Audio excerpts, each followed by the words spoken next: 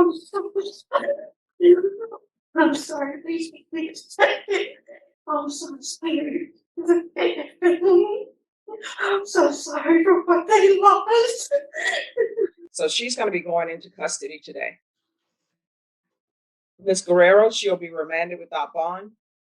If you want. This woman appeared in court today for violating her probation by driving something she was specifically ordered not to do. She's currently facing up to 20 years for vehicular manslaughter, a serious charge stemming from a fatal accident. Caused by her decision to drive under the influence, it's a deeply emotional case, especially when you consider the life that was lost due to her actions.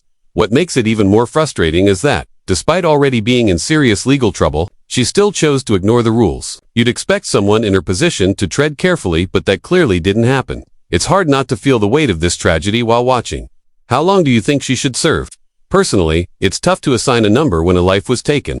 Let's watch the footage and break it down. And we have an issue with your client, Ms. Guerrero. Your client was driving and vaping, and she's charged with intoxication manslaughter. I don't know what the conditions are, but she may not be leaving the courtroom today. Okay. It depends on what her conditions are. Okay. Is there any way to set her up on a computer right now to talk to me in private? Yes. So I can find out what's going on? Yes, I'm going to send you to breakout room number 1. All right. This is what the court has discovered from reviewing the filings. Yes, a motion was filed where this defendant was allowed to have the remote in-home monitor installed in the ignition interlock with an affidavit of non-driving. So she's not supposed to be driving because she's using it in-home. So what she has done is she's violated her conditions of bond. So she's driving, and she's supposed to have, she's not supposed to be driving.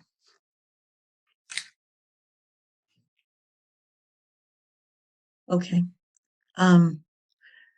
As far as I understand, I asked her about having a valid driver's license. I didn't ask her about the difference between the ignition interlock and the home handheld device.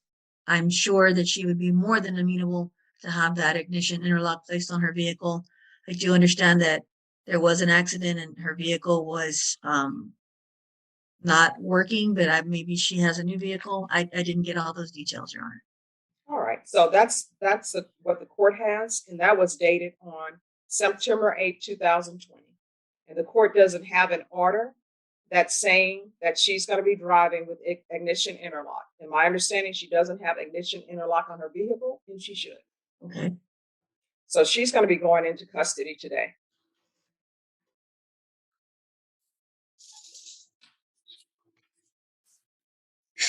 She violated her conditions of bond. I can't have someone.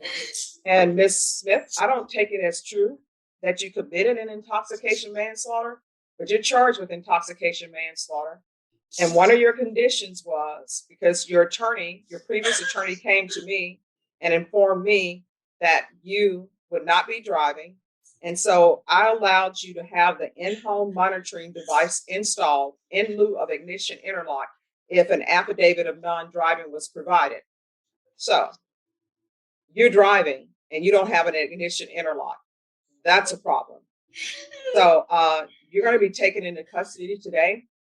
Ms. Guerrero, she'll be remanded without bond. If you want to file a motion to have the court reconsider that or bring some more information to me, Ms. Guerrero, of course, the court will be more than willing to consider that. But for now, she is, I'm issuing a judge's warrant and she's going to be remanded. Okay. Well, I'll visit with her tomorrow through the jail and I'll report back. Thank you, Judge. All right. Thank you. In case you didn't know, vehicular manslaughter means causing someone's death while driving recklessly or under the influence, and it's a major offense. We're talking potentially decades in prison. This case is especially unsettling, and what makes it worse is that she chose to drive again, even after probation clearly prohibited it.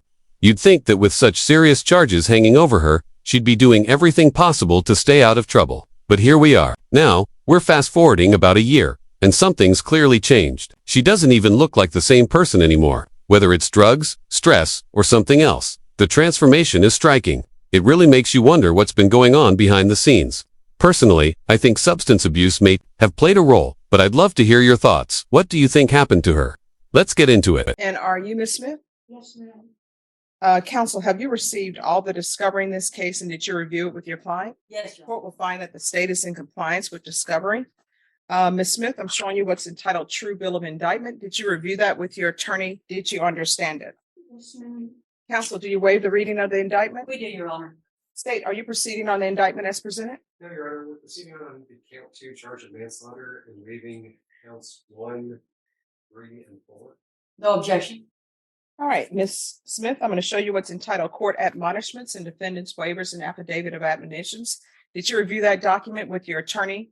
Did you understand it and did you sign it in all the appropriate places? Yes, ma'am. Do you understand you're charged with the offense of manslaughter? That's a second-degree felony. The range of punishment is anywhere from 2 to 20 years in prison and up to a $10,000 fine. Do you understand? Yes, ma'am. If you have a plea bargain agreement with the state, the court does not have to follow your plea bargain agreement. If for any reason the court does not follow your plea and gives you more than you bargained for, the fact that you entered a plea will not be used against you and you will be allowed to withdraw your plea. Did you understand?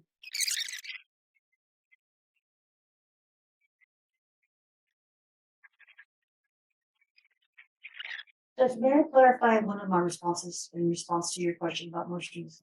Yes. I said that I hadn't filed any, I'm not sure if Ms. Cordy did, so I don't want to represent to the court, because I think she may have filed some evidentiary motions. I did file some non-evidentiary motions, but I wanted to make sure that if Ms. Cordy did, I didn't represent that there were none filed.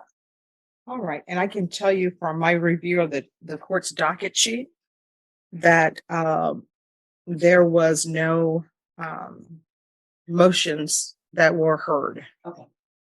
And there were some motions that were filed,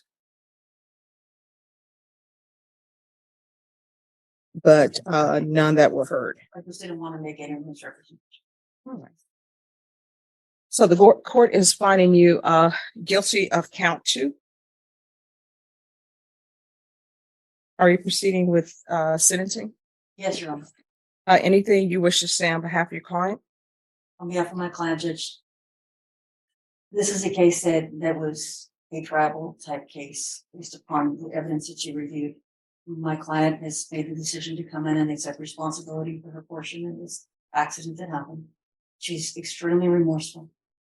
She wants to get this behind her and she wanted to say her apologies to the family that the area where this happened, the location was very dark and she just didn't see that there was an accident in front of her. She has Graves' disease and she's been pretty ill at the jail. So she's hoping that this time will pass and hopefully that she can get her life back together. She was a home health care provider and she did help a lot of people while she was out in the field.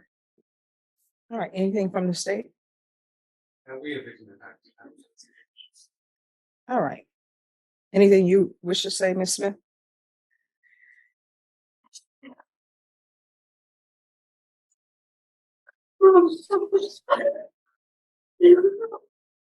I'm sorry, please.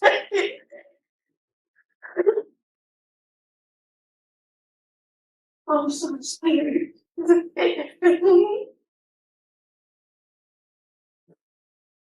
I'm so sorry for what they lost.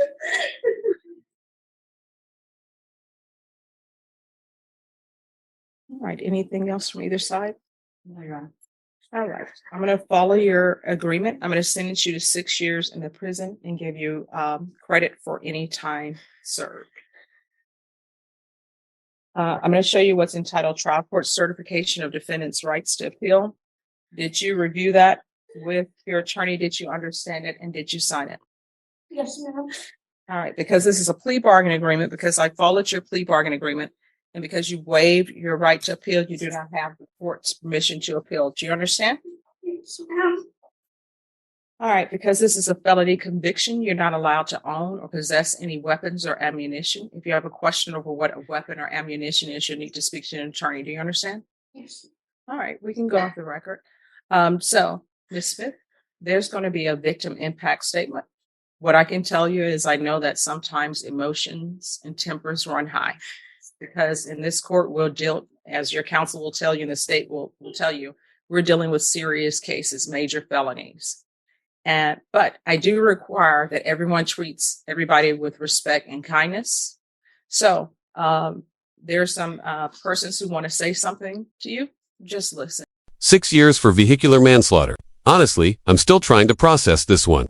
There weren't many details released about the case, and I obviously can't share the victim impact statement since it's private, but even without it, the facts are hard to ignore. The driver blamed poor visibility, but the evidence strongly suggests she wasn't sober when she hit the other car. You can spin it however you want, but it doesn't feel like she's taking full accountability. Maybe she's sorry, but I can't tell if it's genuine remorse or just the weight of a looming prison sentence setting in.